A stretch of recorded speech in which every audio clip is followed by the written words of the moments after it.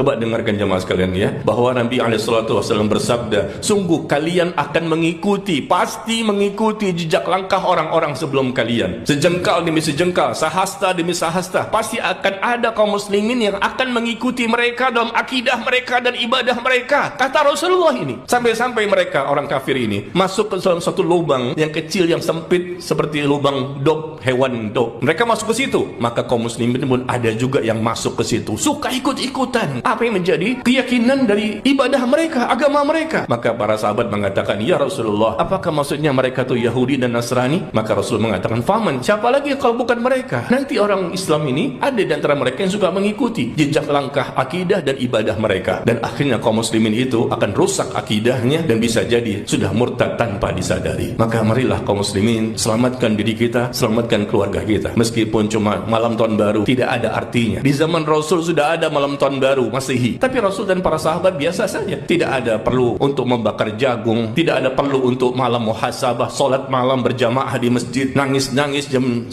malam, jam 2 malam, membuat ibadah tandingan di malam tahun baru Masehi. Tidak ada. Rasulullah dan para sahabat ketika Natal biasa saja dilewati, karena sudah ada Natal pada waktu itu, dan malam tahun baru Masehi pun sudah ada pada waktu itu. Mereka tidak mensukseskan, tidak membesarkan, tidak mengagungkan, tidak meninggikan. Kenapa? Karena memang mereka tahu, mereka paham Islam tidak mengajarkan demikian. Itu bukan bagian dari akidah dan ibadah dalam Islam ini. Jangan kita menyerupai apa yang mereka lakukan. Kalau mereka melakukan, silahkan, itu urusan mereka, dan nanti mereka akan bertanggungjawabkan nanti di akhirat. Besar sekali hukuman yang didapatkan, apalagi kalau mereka mati tetap sebagai orang kafir. Tapi kita selamatkan akidah kita, selamatkan iman kita, selamatkan bagaimana caranya agar kita bisa mendapatkan keselamatan di dunia dan di akhirat. Semoga Allah tetap memberikan hidayah kepada kita ke jalan yang lurus.